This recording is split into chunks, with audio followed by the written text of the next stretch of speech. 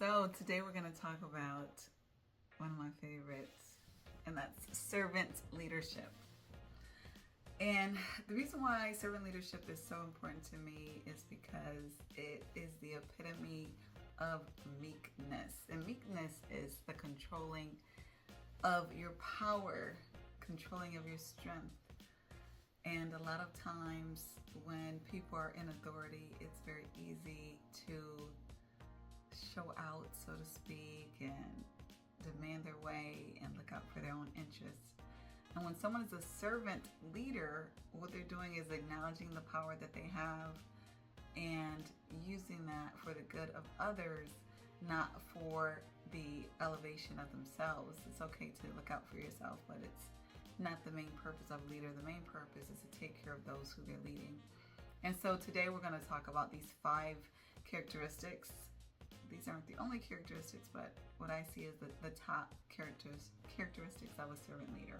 And the first one is empathy. Because without empathy, it's hard for a leader to be a servant leader, because a servant leader is focused on their team and what their team needs. And a servant leader acknowledges that while they are very important in the organization and the team, there are these very powerful and important roles that the team members play as well. And they give respect to that, they appreciate that, and they acknowledge that everyone has their own importance within the team. And so empathy is important in doing that, because they're able to understand who their team members are on their own individual levels, seeing their team members as whole persons. That means people outside of the role that they're playing, and really being just genuinely interested in serving the needs of their team members. The second one we're going to talk about is stewardship, and this is another characteristic of a servant leader, is stewardship, and that is because they feel the responsibility that they have. Whereas we always hear, with great authority comes great responsibility, and the servant leader significantly embraces that. They know that when much is given to someone, much is required, for those who know that verse. And so when they get this authority to lead these people, to be responsible, they take it very seriously. And so they're not going to be the leader who is going to blame, an employee for doing something in front of other leaders. They're going to take that responsibility and realize ultimately, if it's not working out, they're going to see it as their own fault that it's not working out, because they are ultimately responsible. Just like when a team produces something great and grand, even if the leader does not take credit for it, the leader is typically going to be the one who receives the most credit. And so servant leaders know that. And so they take the responsibility of taking the blame, taking the fault, just as they know that people are going to automatically give them the credit when things work out. So they're willing to make that sacrifice. Even if an employee is messing up, they're willing to make that sacrifice in order to maintain the health of the team, the health of those who are dedicated and loyal to them. Thirdly, the servant leader, and this goes similarly with number 1, is an excellent listener. So we know leaders often have a lot to say, no shortage of what to say, but the best leaders are great listeners, and they're listening to learn, because they know that at every moment they're able to learn about an aspect that they may not be able to see 24/7, but other team members are able to see.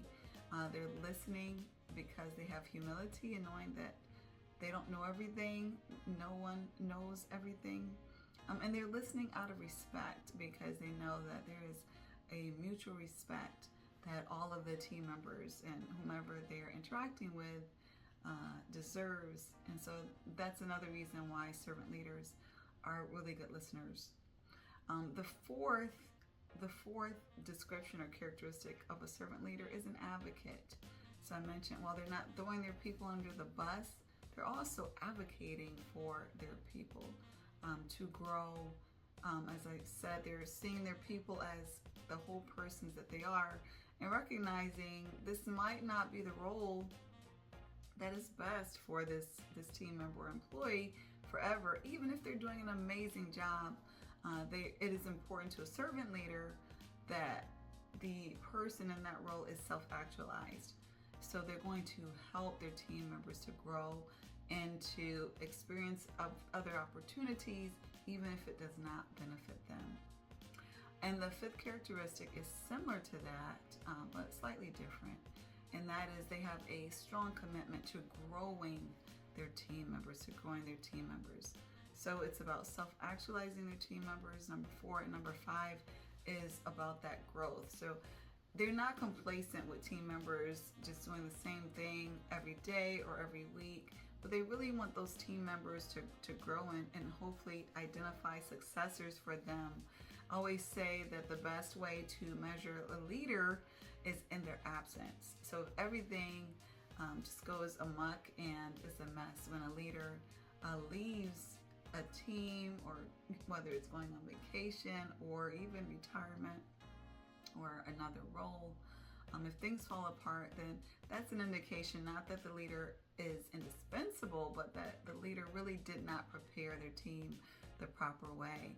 So the fifth way that a servant leader really shows up is by committing consistently to grow those on their teams. I hope this benefited you. If so, please share with others, and don't hesitate to reach out if you need any support in executive coaching or leadership development. Have a good day.